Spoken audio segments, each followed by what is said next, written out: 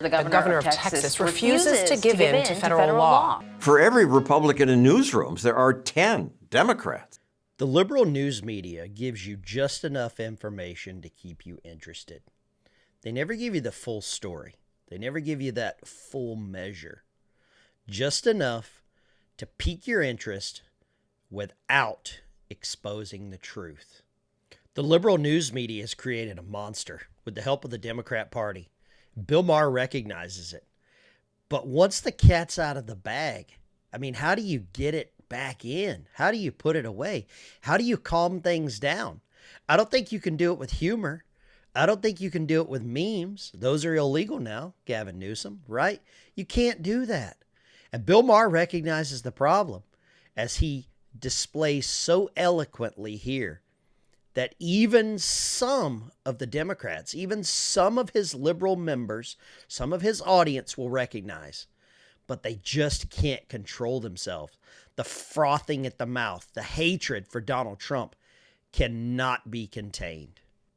So let's not bury the lead. The big story this week, they tried to shoot Trump again. Let's not funny. Okay. I'm being serious now. This is the second time this happened. I said this before. There can be no fuzz on this. This is not funny. Okay? It's not okay. It's not okay to wish it happened.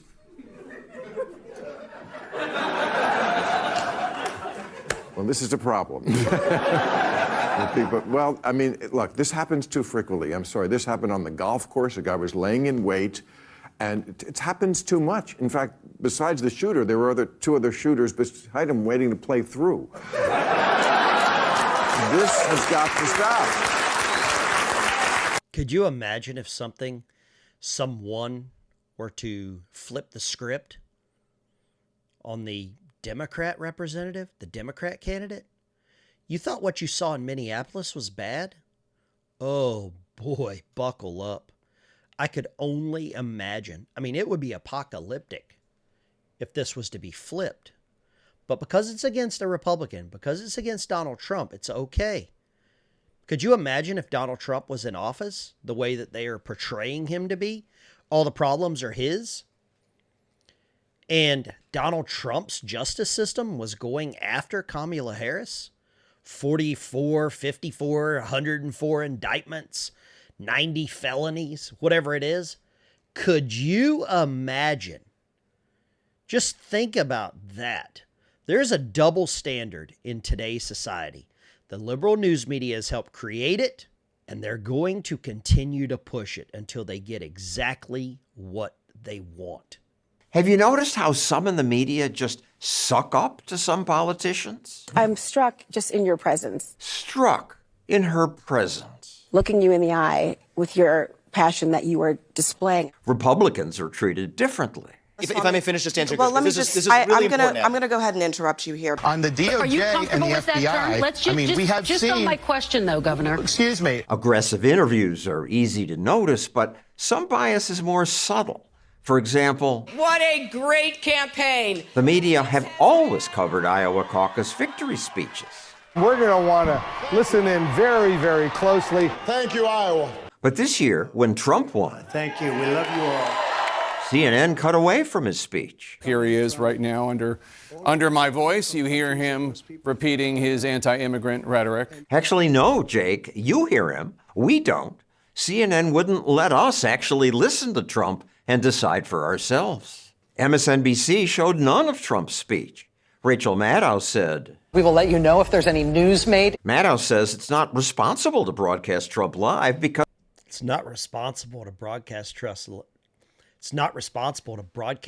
live.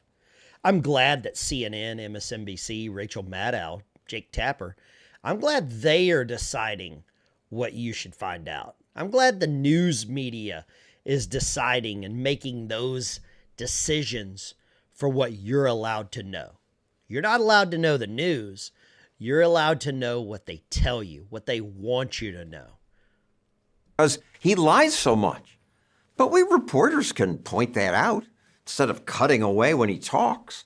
I've repeatedly reported on Trump's lies. Trump lies even about unimportant things like the crowd at his inauguration, the ratings of his TV show. But Biden lies too. Here he lies about doing well in law school. Ended up in the top half of my class. Biden now concedes he did not graduate in the top half of his law school class. He also lied when he said, I have never discussed with my son or my brother or anyone else anything having to do with their businesses, period. I shouldn't be surprised that the media treat Republicans differently. For every Republican in newsrooms, there are 10 Democrats. And now NPR has actually hired this woman to be its new CEO. She not only tweeted, Trump's a racist, she's now the boss of government-funded radio? Yes.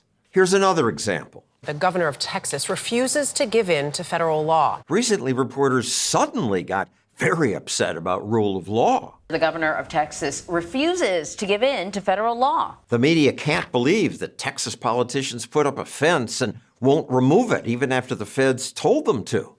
You gotta love this, right? The media outrage whenever law is being enforced, but that at the same time, it's okay because of the system of oppression for people to, do a little freedom shopping after dark with the mask on and the broken glass. This is so disgusting, and it's so clear. Ask yourself this. If the news media could just come out and say, this is what we want, this is how we want you to think, what would life be like in the United States if everyone just conformed to the ideology of the Democrat Party and the liberal news media? Would everything be okay? What would that world look like? How many drones would there be? Whenever I say that, I mean as a beehive. You've got the worker bee, and you've got the drones, and you've got the queen. Who's the queen? Are you a drone?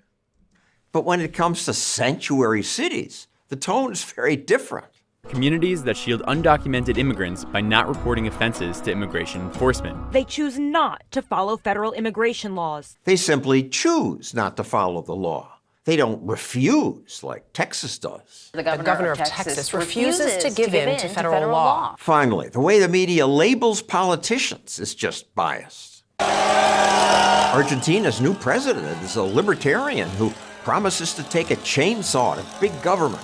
So the media call him far right. Far right, radical. Far right, Javier Milei. Far right, Javier Milei. Far right libertarian, Javier Milei. At least she calls him libertarian, but libertarians aren't far right. Most of us support ending wars, free trade, gay marriage, and all sorts of things far from far right. The shallow media just label anyone who doesn't agree with them right-wing. Argentina elected a right-wing former TV host. Are you considered right-wing? Have you ever heard the term left-wing? Far right. Far right and Trump-like. Donald Trump of Argentina. He makes Trump almost look like a conventional political candidate. He is nothing like Trump. Economist Daniel DiMartino points out that Milei's policies are very different from Trump's. The only thing that's similar to Trump is that he went against the establishment. The only thing similar to Trump, he went against the establishment. And there you have it, ladies and gentlemen. That's the big problem. When you go against the establishment, they come for you.